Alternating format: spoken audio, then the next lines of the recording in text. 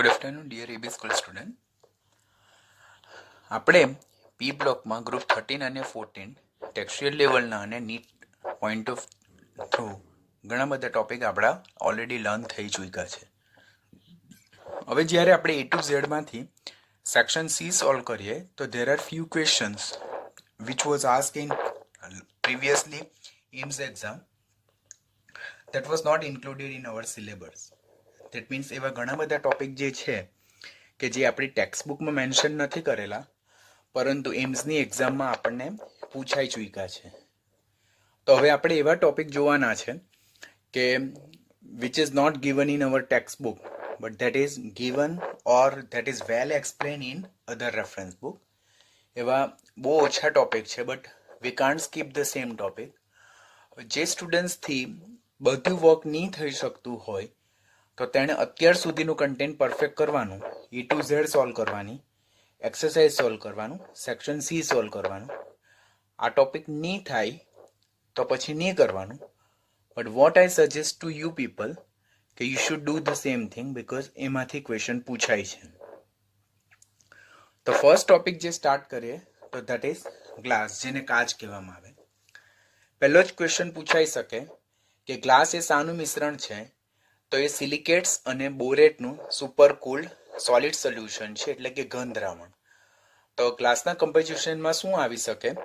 તો સિલિકેટ્સ આવે અને બોરેટ્સ આવે. સુપર કુલ ઘન દ્રાવણ એટલે એને અતિશય ઠારણથી બનાવેલું સોલિડ સોલ્યુશન છે, ઘન દ્રાવણ છે. સામાન્ય સૂત્ર જોઈએ તો R2O MO 6SiO2 આવે, જે R બરાબર સોડિયમ ઓર પોટેશિયમ આવે, M બરાબર કેલ્શિયમ, બેરિયમ, લેડ અને ઝિંક આવે. તો એ સામાન્ય રીતે એ બંધારણ યાદ રાખવાનું.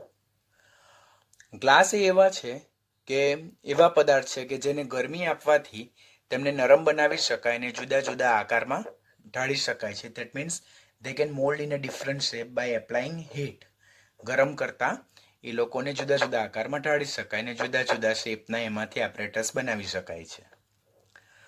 હવે આ જે ગ્લાસ છે તેના ઉત્પાદનમાં કયા કયા રો મટીરિયલ વપરાય? તો જનરલી 3 રો મટીરિયલ વપરાય: એસિડિક ઓક્સાઇડ, બેઝિક ઓક્સાઇડ અને કલરિંગ મટીરિયલ. એસિડિક ઓક્સાઇડમાં કયા? તો સિલિકા છે, ત્યાર પછી બોરોન ટ્રાયોક્સાઇડ છે કે જે કયા ફોર્મમાં દાખલ કરવામાં આવે? બોરિક એસિડ ઓર બોરેક્સના ફોર્મમાં દાખલ કરવામાં આવે. ત્યાર પછી ફોસ્ફરસ પેન્ટોક્સાઇડ કે જે કેલ્શિયમ ફોસ્ફેટના સંદર્ભમાં દાખલ કરવામાં આવે. તો આ એસિડિક ઓક્સાઇડ છે જે કાચના બંધારણમાં હાજર હોય. ક્વેશ્ચન પૂછવામાં આવે કે નીચેનામાંથી કયો એસિડિક ઓક્સાઇડ એ ગ્લાસની બનાવટમાં રો મટીરિયલ તરીકે વપરાય છે? તો સિલિકા, B2O3 એન્ડ P2O5, જેને ફોસ્ફરસ પેન્ટોક્સાઇડ P4O10 તરીકે પણ દર્શાવી શકાય. કયા બેઝિક ઓક્સાઇડ ગ્લાસના કમ્પોઝિશનમાં વપરાય? તો લિથિયમ છે, sodium, potassium, calcium, barium, magnesium અને લેડના ઓક્સાઇડ જે છે તો તે બેઝિક ઓક્સાઇડ સ્વરૂપે ગ્લાસના કમ્પોઝિશનમાં હોય, જેમાં sodium carbonate, sodium nitrate, sodium sulphate સ્વરૂપે દાખલ કરવામાં આવે.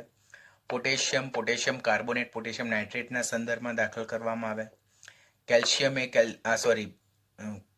અહીંયા કેલ્શિયમ આવશે, કેલ્શિયમ એ કેલ્શિયમ કાર્બોનેટ ઓર કેલ્શિયમ ઓક્સાઇડના સ્વરૂપે દાખલ કરવામાં આવે. બેરિયમ કાર્બોનેટ સ્વરૂપે હાજર હોઈ શકે. મેગ્નેશિયમ કાર્બોનેટ, ઝિંક ઓક્સાઇડ અને લેડ ઓક્સાઇડ સ્વરૂપે ગ્લાસના કમ્પોઝિશનમાં આપણે ઉમેરવામાં આવે છે. એઝ પર ધ રિક્વાયરમેન્ટ જુદા જુદા જે કલરના જે ગ્લાસ બનાવવાના હોય તો તેમાં જુદા જુદા બીજા મટીરિયલ ઉમેરવામાં આવે કે જે ગ્લાસને પર્ટિક્યુલર કલર આપે. તો that is not much important question. તો એસિડિક ઓક્સાઇડ અને બેઝિક ઓક્સાઇડ કયા કયા અંદર દાખલ કરવામાં આવે તે ખાસ યાદ રાખવાના તમારે. નવ મેન્યુફેક્ચરિંગ પ્રોસેસ એટલે કે એનું ઉત્પાદન કેવી રીતે થાય? તો પહેલાં તો ગ્લાસના બંધારણમાં રો મટીરિયલ કયા કયા ઉપયોગમાં આવે છે? તો ધેટ ઇઝ ફર્સ્ટ સેન્ડ, જેને જ રેતી ઓર સિલિકોન ડાયોક્સાઇડ કહેવાય. પ્લસ ધોવાનો સોડા, સોડિયમ કાર્બોનેટ, જેને વોશિંગ સોડા કહીએ છીએ, અને લાઇમસ્ટોન એટલે કે કેલ્શિયમ કાર્બોનેટને ઉમેરવામાં આવે છે. તો these are the main ingredient which is useful in manufacturing of the particular glass. એટલે ગ્લાસની બનાવટમાં આ 3ને ખાસ ઉમેરવામાં આવે. તેમાં ફર્સ્ટ રિએક્શનમાં શું થાય કે સોડિયમ કાર્બોનેટ બિંગ બેઝિક અને સિલિકોન ડાયોક્સાઇડ બિંગ એસિડિક, તો તે લોકો ઊંચા તાપમાને એકબીજા સાથે પ્રક્રિયા કરશે અને સોડિયમ સિલિકેટ બને અને કાર્બન ડાયોક્સાઇડ છૂટા પડે. એવી જ રીતે કેલ્શિયમ કાર્બોનેટ બી બેઝિક છે અને સિલિકા એસિડિક છે, તો એ લોકો એકબીજા સાથે પ્રક્રિયા કરીને કેલ્શિયમ સિલિકેટ બનાવે અને કાર્બન ડાયોક્સાઇડ છૂટો કરે છે.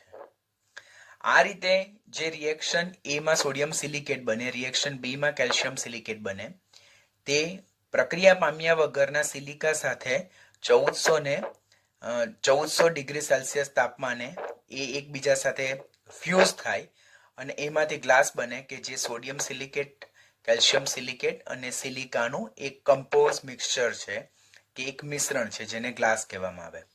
આમ ગ્લાસમાં ખાસ કરીને કયા ઇન્ગ્રેડિયન્ટ હોય તો સોડિયમ સિલિકેટ, કેલ્શિયમ સિલિકેટ અને સિલિકા હાજર હોય જે કાચનું બંધારણ છે.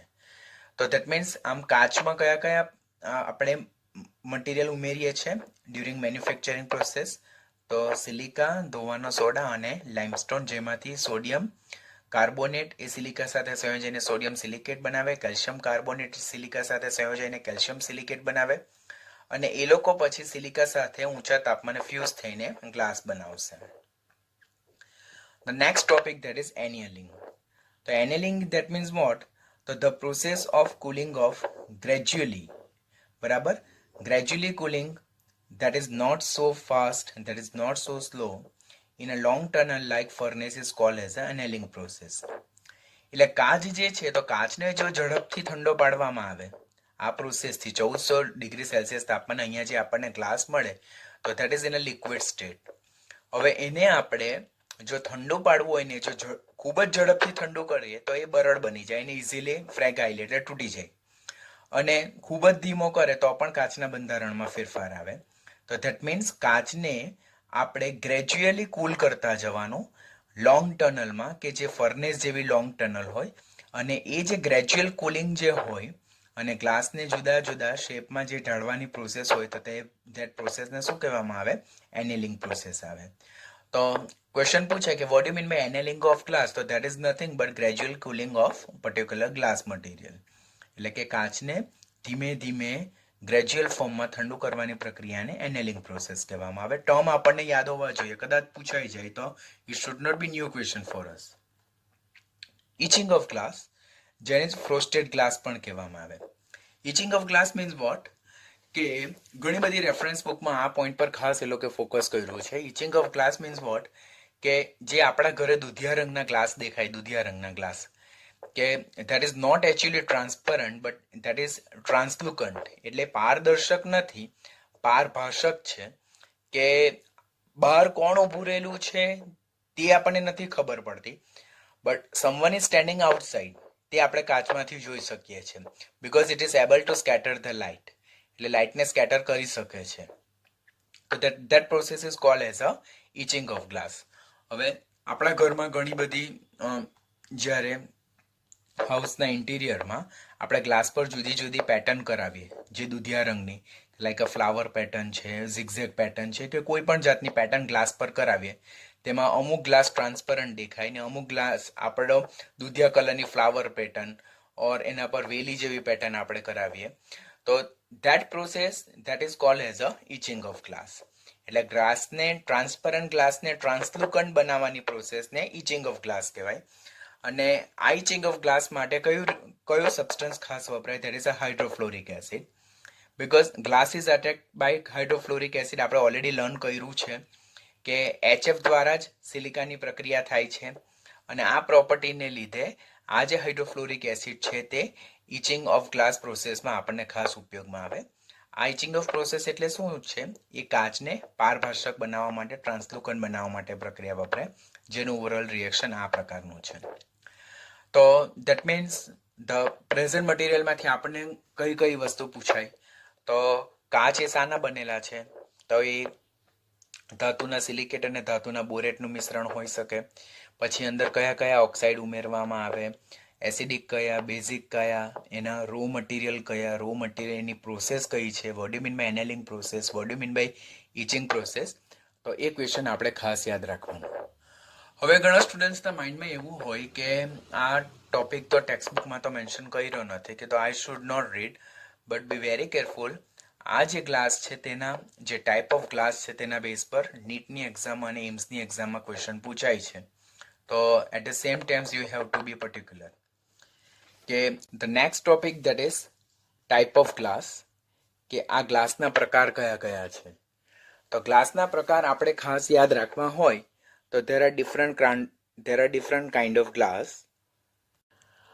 તો આ ગ્લાસના જુદા જુદા પ્રકાર કયા છે કે જેમાં એમ્સમાં ક્વેશ્ચન પૂછાયેલો છે અબાઉટ ક્રુગ્સ ગ્લાસ, કે જેને ક્રુગ્સ ગ્લાસ પણ કહેવામાં આવે. તો there are different kind of glass. First one is a soda glass, જેને soft glass પણ કહેવાય. Second one is a potash glass, જેને hard glass કહેવાય. Third one is a flint glass. Fourth one is a Gina glass. Fifth one is a Pyrex glass, ખાસ important. Sixth one is a Krug's glass, that is also most important. Seventh one is a quartz glass, or જેને silica glass પણ કહેવાય. You have to be very careful about the same topic. એને ખાસ ધ્યાનથી શીખવાનું because એના base પર AIIMS અને નીટમાં ક્વેશ્ચન પૂછાય છે. First one is a soda glass, જેને સોફ્ટ ગ્લાસ પણ કહેવાય. તો પહેલો તો કમ્પોઝિશન યાદ રાખવાનું. ગ્લાસના જે જુદા જુદા પ્રકાર છે તો તેના કમ્પોઝિશન એટલે કે એની બનાવટને આધારે કરવામાં આવે અને એના બેઝ પર એનું જુદી જુદી જગ્યાએ આપણે ઉપયોગ કરીએ છીએ. જેમ કે પહેલો સોડા ગ્લાસ જે છે તો તે સોડિયમ અને કેલ્શિયમના સિલિકેટ બનેલા છે. અત્યારે જ આપણે જોઈએ ગ્લાસના બંધારણમાં આપણે સિલિકેટ જોયું, સિલિકા ઉમેરીએ છીએ. અંદર આપણે કેલ્શિયમના ઓક્સાઇડ બી ઉમેરીએ, બેરિયમના ઓક્સાઇડ બી ઉમેરીએ છીએ. તો it is a mixture of sodium and calcium silicates, જે સ્વભાવે સસ્તા હોય, બરાબર, એ દેટ ફ્યુઝિસ વિથ ડિફિકલ્ટી, એટલે એ સરળતાથી પીગળતા નથી, બરાબર. It is more resistant to the action of water and gases acids, that means એના પર એસિડ અને પાણીની બહુ પ્રક્રિયા થતી નથી, એ લોકો એનો પ્રતિકાર કરી શકે છે. And where it is widely use, તો it is widely use for making glass tube, window panes અને બોટલ્સ, એટલે કે વિન્ડો બનાવવા માટે, ગ્લાસ ટ્યુબ બનાવવા અને કાચની જે બોટલ જે હોય તે બનાવવામાં એનો ખાસ ઉપયોગ થાય છે. Second one is a potash glass or hard glass. તો potash glass is mixture of potassium and lead silicates. અત્યારે આપણે ગ્લાસના બંધારણમાં જોઈએ તો તેમાં લેડ ડાયોક્સાઇડ બી ઉમેરવામાં આવે, પોટેશિયમના ઓક્સાઇડ બી ઉમેરવામાં આવે. That's a kind of basic oxide. તો it is a mixture of potassium and lead silicates. Silica એ અંદર એસિડિક ઓક્સાઇડ તરીકે ઉમેરવામાં આવે. It is also fuses with difficulty, that means એ બી જલ્દીથી ફ્યુઝ એટલે કે મેલ્ટ નથી થતું. It is also more resistant to the action of water and acid, એટલે એસિડ અને પાણી પ્રત્યે સારું પ્રતિકાર શક્તિ ધરાવે છે. It is use for making hard glass apparatus, એટલે કે જે મજબૂત ગ્લાસ જે છે તેની બનાવટમાં એનો ઉપયોગ થાય છે. મજબૂત ધેટ ડઝન્ટ મીન કે like a bullet proof glass. B very careful. Bullet proof glass બનાવવા માટે બીજા મટીરિયલ વપરાય છે જે આપણે પોલિમર ચેપ્ટરમાં લર્ન કરવાના છે. Flint glass is a mixture of potassium and lead silicates, જેમ આપણે પોટાશ ગ્લાસમાં જોયું તે અનુસાર જ. It has a high refractive index and it is used for making electric bulbs and optical instrument. Flint glass, optical instrument જે છે like a camera glass, તો તેની બનાવટમાં કોનો ઉપયોગ થાય છે? ફ્લિન્ટ ગ્લાસનો ઉપયોગ થાય છે. Gina glass is a mixture of zinc and barium borosilicate. It is resistant to heat, shock and common reagents, કે જે આપણા ઓર્ગેનિક રિએજન્ટ છે તેનો પ્રત્યે પ્રતિકાર ધરાવે. That's why it is useful for good quality of glasswares, કે સારી જાતના જે ગ્લાસવેર જે છે જે આપણે કુકિંગ પર્પઝ માટે યુઝ કરી શકીએ તેમાં જીના ગ્લાસનો ઉપયોગ થઈ શકે છે. પાયરેક્સ ગ્લાસ ખાસ યાદ રાખવાનું. It is mixture of zinc, barium borosilicates and aluminosilicate. It is having same property like a Gina glasses. It can withstand fluctuations of temperatures as well as the high suitable laboratory જે ગ્લાસવેર અને oven ગ્લાસવેર જે છે તેની બનાવટમાં કોનો ઉપયોગ થાય છે? ગ્લાસવેર, પાયરેક્સ ગ્લાસનો ઉપયોગ થાય. તો પાયરેક્સ ગ્લાસનો ઉપયોગ ખાસ યાદ રાખવાનો કે where it is widely use. તો it is useful for laboratory glassware preparation. આપણી લેબમાં જે ગ્લાસવેર જે હોય તે શાના બનેલા હોય છે? Pyrex glass, because it can withstand a sudden change in a temperature. તો તે પાયરેક્સ ગ્લાસના આપણા લેબ એપરેટસ બનેલા છે as well as the oven glassware. એટલે કે જે ઓવનમાં જે કાચ જે હોય તે બી શાનો બનેલો હોય છે? પાયરેક્સ ગ્લાસનો બનેલો હોય. બિકોઝ ઓવનમાં ટેમ્પરેચર હાઈલી ફ્લક્ચ્યુએટ થયા રાખતા હોય, પ્લસ માઇનસ થતા હોય, તો ત્યારે પાયરેક્સ ગ્લાસ એ ટેમ્પરેચરમાં જે ફ્લક્ચ્યુએશન આવે તેને સહન કરી શકે માટે એનો ઓવનમાં ઉપયોગ થાય. ક્રૂગ ગ્લાસ કે જે એમ્સની એક્ઝામમાં, નીટની એક્ઝામમાં પૂછાય છે, તો it is a special kind of glass which having a cerium oxide. આપણે ડી અને એફ વિભાગ ચેપ્ટર 6 તેમાં એ ટોપિક તમને પાછો આવશે. સીરિયમ ઓક્સાઇડ ધરાવે, ખાસ યાદ રાખવાનું કે ગ્લાસ તો છે જ પણ એમાં એડિશનલ રિએજન્ટ સબસ્ટન્સ કયું એડ કરેલ છે? સીરિયમ ઓક્સાઇડ ઉમેરેલો છે. It does not allow the passage of UV rays. હવે આ ક્વેશ્ચન નીટમાં પૂછેલો છે, નીચેનામાંથી કયો ગ્લાસ એ યુવી રેડિયેશનને પાસ થવા દેતું નથી? તો that's a Crookes glass and it is use for making lenses. એટલે જે લેન્સ બનાવવાના હોય, જે આપણા કેમેરાના જે લેન્સ હોય, મોબાઈલના જે લેન્સ હોય, તો એ લેન્સ બનાવવા માટે કોનો ઉપયોગ થાય છે?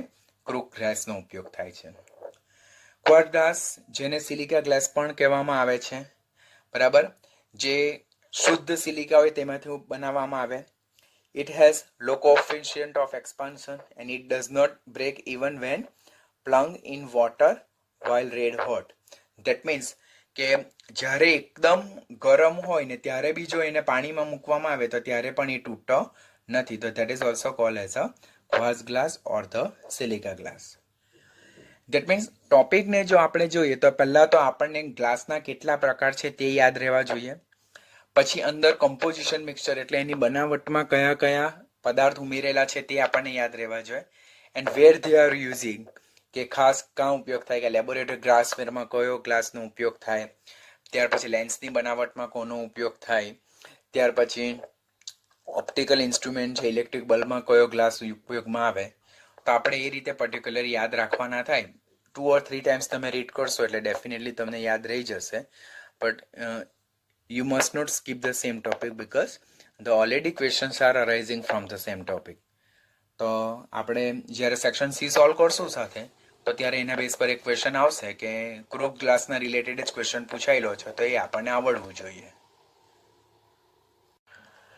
જસ્ટ અત્યારે મેં લર્ન કરાવ્યું તે અનુસાર કે એવા ઘણા બધા ટોપિક જે છે કે જે આપણી ટેક્સ્ટ બુકમાં નથી આપ્યા પરંતુ નીટ અને એમ્સમાં પૂછાય છે.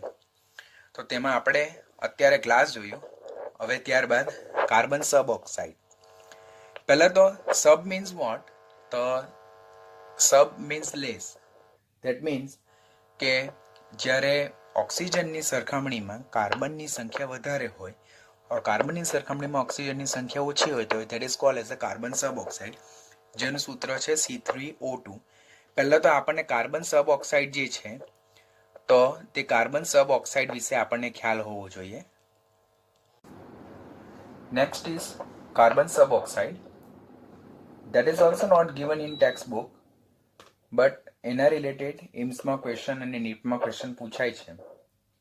ઓલરેડી આપણે રેડોક્સ ચેપ્ટર જ્યારે લર્ન કરેલું ત્યારે કાર્બન સબ ઓક્સાઇડમાં કાર્બનના ઓક્સિડેશન આંક વિશે અને એના બંધારણ વિશેના ક્વેશ્ચન ઓલરેડી આપણે કરેલા છે, તો પણ આપણે અગેન આજે રિવાઇઝ કરશું.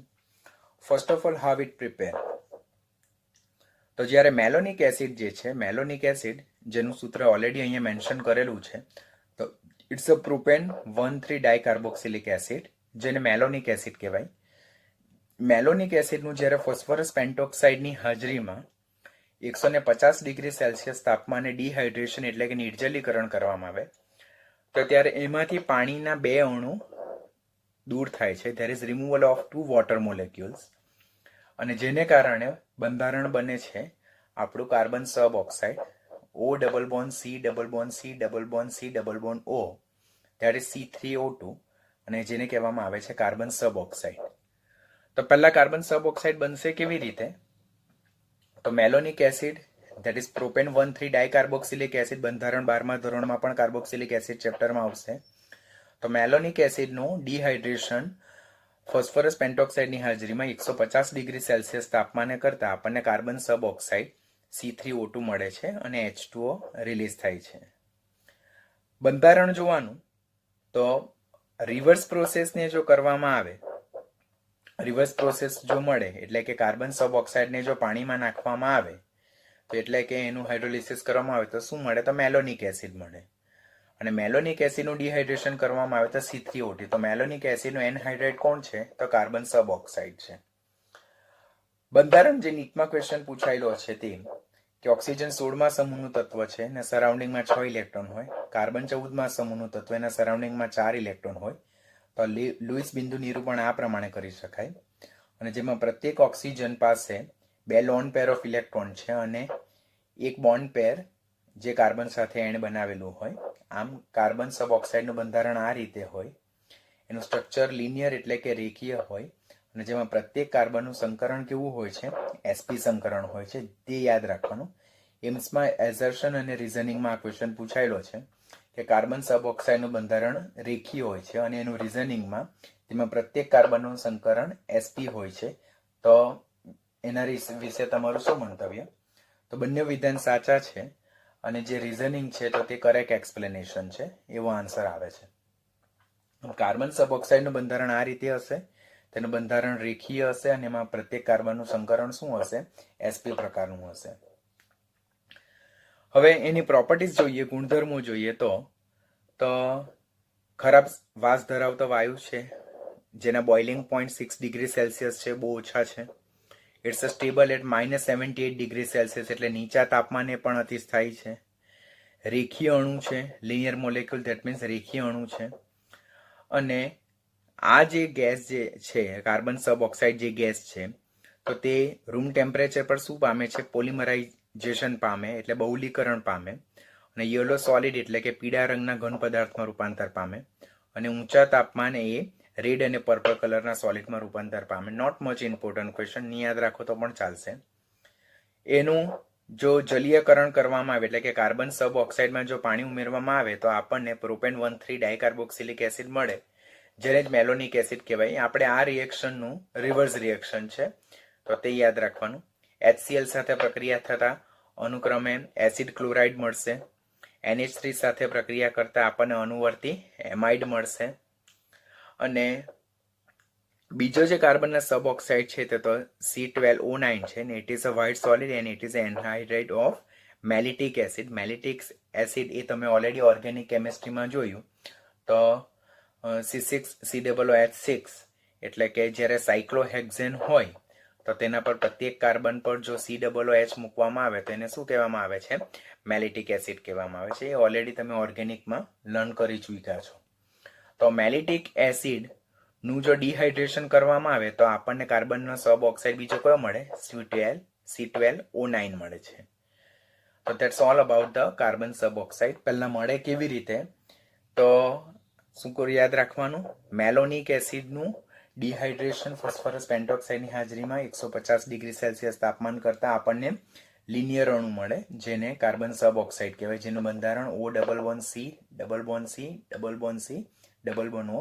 રેખીય અણુ છે, લિનિયર અણુ છે, પ્રત્યેક કાર્બનનું સંકરણ sp છે, જે એમ્સમાં પૂછાયેલો ક્વેશ્ચન છે.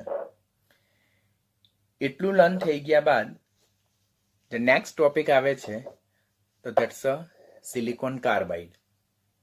સિલિકોન કાર્બાઇડ જેને જ આપણે કાર્બોરેન્ડમ પણ કહીએ છીએ.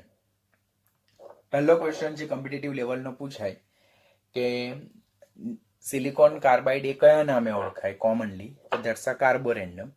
બીજો ક્વેશ્ચન પૂછાય કાર્બોરેન્ડમનું રાસાયણિક નામ શું? તો સિલિકોન કાર્બાઇડ. તો તે પોઈન્ટ યાદ રાખવાનું કે સિલિકોન કાર્બાઇડનું રાસાયણિક નામ શું છે? કાર્બોરેન્ડમ. અને કાર્બોરેન્ડમનું સૂત્ર શું છે? તો SiC. કાર્બોરેન્ડમમાં સિલિકોન +4 અને કાર્બન -4 છે. પહેલા યાદ રાખવાનું. કેવી રીતે બનાવવામાં આવે? તો જ્યારે સિલિકા એટલે કે રેતીને કાર્બનની હાજરીમાં કોમન સોલ્ટ વડે જો આપણે ગરમ કરવામાં આવે તો એમાંથી સિલિકોન કાર્બાઇડ મળે, બરાબર છે. અને કાર્બન મોનોક્સાઇડ છૂટો પડે. અહીંયા કાર્બનનું શું થાય છે? ઓક્સિડેશન થાય છે અને સિલિકા જે છે તેનું રિડક્શન થઈને આપણને સિલિકોન કાર્બાઇડ મળે છે. તો બનાવટ આપણે યાદ રાખવાની. ત્યારબાદ વોટ ઇઝ ધ પ્રોપર્ટી? તો ઇટ્સ અ કલરલેસ કમ્પાઉન્ડ. એ રંગવિહીન છે, પરંતુ જે એનું ઔદ્યોગિક જે પ્રોડક્ટ જે છે તો તેમાં yellow or blue or green colour પણ જોઈ શકાય છે. એટલે કે ઔદ્યોગિક સિલિકોન કાર્બાઇડમાં આ રંગ બી પોસિબલ છે. Not much important. પછી ઇટ ઇઝ વેરી હાર્ડ એટલે ખૂબ સખત પદાર્થ છે, તે ખાસ યાદ રાખવાનું રહેશે. Silicon carbide is a very hard in nature, but any hardness જે છે તો તે હીરા કરતાં એટલે ડાયમંડ કરતાં કેવી છે? ઓછી છે. કેમિકલી ઇનર્ટ છે એટલે રાસાયણિક રીતે નિષ્ક્રિય છે. As well as it is not get attack by the HF, hydrofluoric acid જે છે તેના દ્વારા બી એટેક પામતો નથી. પરંતુ એને જો આલ્કલી હાઇડ્રોક્સાઇડ સાથે ઓક્સિજનની હાજરીમાં ફ્યુઝ કરવામાં આવે તે સોલ્યુબલ સોડિયમ સિલિકેટ અને સોડિયમ કાર્બોનેટના મિક્સચરમાં રૂપાંતર પામે છે. તો it is chemically inert and it is not get attacked by hydrofluoric acid even, but it can get decomposed when fused with alkalis forming a soluble silicate and carbonate. એટલે જ્યારે silicon કાર્બાઇડને alkali hydroxide અને ઓક્સિજનની હાજરીમાં fuse કરવામાં આવે એટલે કે heat કરવામાં આવે તો એ સોડિયમના સિલિકેટ અને સોડિયમના કાર્બોનેટનું સોલ્યુબલ મિક્સચર આપશે આપણને. Its structure is similar to that diamond, એટલે એનું બંધારણ કોના જેવું છે? ડાયમંડ જેવું જ છે. ડાયમંડ પણ સખત પદાર્થ છે, સિલિકોન કાર્બાઇડ પણ સખત પદાર્થ છે. પછી એના ખાસ યુઝીસ જે છે તો it is useful as a abrasive for cutting and grinding purpose. Abrasive એટલે અપઘર્ષક તરીકે, કાપવા માટે અને દળવા માટેના પર્પઝ માટે ખાસ ઉપયોગ થાય છે. અને બાકીના જે ઉપયોગો જે છે તે આપણે ઓલરેડી અગાડી જોઈ ગયા છે કે પ્રિઝર્વેટિવ ફોર એગ્સ માટે પણ ઉપયોગમાં આવે, સોપ ઇન્ડસ્ટ્રીમાં પણ ઉપયોગમાં આવે, ત્યાર પછી કેલિકો પ્રિન્ટિંગમાં પણ ઉપયોગમાં આવે છે. કેલિકો પ્રિન્ટિંગ શું છે તે મેં અગાડી તમને સમજાવ્યું છે. ત્યાર પછી પીસીસ ઓફ ચાઇના ક્લે, ચીનાઈ માટીના જે કપ રકાબી હોય ઓર બીજા જે વાસણ હોય તેને જોઈન કરવા માટે પણ એ ખાસ વપરાય છે. તો these are the common uses of silicon carbides કે જે આપણે યાદ રાખવાના. ખાસ કરીને એનો મેઇન તો સિલિકોન કાર્બાઇડનું સૂત્ર આપણે ખાસ યાદ રાખવાનું. વધારે નહીં કરીએ તો ચાલે, પણ સિલિકોન કાર્બાઇડનું સૂત્ર SiC યાદ રાખવાનું. તેને કાર્બોરેન્ડમ કહેવામાં આવે. બનાવવામાં કેવી રીતે આવે તો સિલિકા અને કાર્બનની હાજરીમાં ગરમ કરવામાં આવે તો સિલિકોન કાર્બાઇડ અને કાર્બન મોનોક્સાઇડ બને તે યાદ રાખવાનું. It is very hard, not hard, અને હીરા કરતાં ઓછું સખત છે. બરાબર. કેમિકલી ઇનર્ટ છે, HFની પણ એના પર પ્રક્રિયા થતી નથી, પરંતુ NaOH અને ઓક્સિજનની હાજરીમાં જો એને ઓવરહીટ કરવામાં આવે તે સોલ્યુબલ સિલિકેટ અને કાર્બોનેટમાં રૂપાંતર પામે અને બંધારણ ડાયમંડ જેવું છે. અપઘર્ષક તરીકે એટલે કે ગ્રાઇન્ડિંગ એન્ડ કટિંગ પર્પઝ માટે ખાસ ઉપયોગમાં આવે તે આપણે ખાસ યાદ રાખવાનું રહેશે.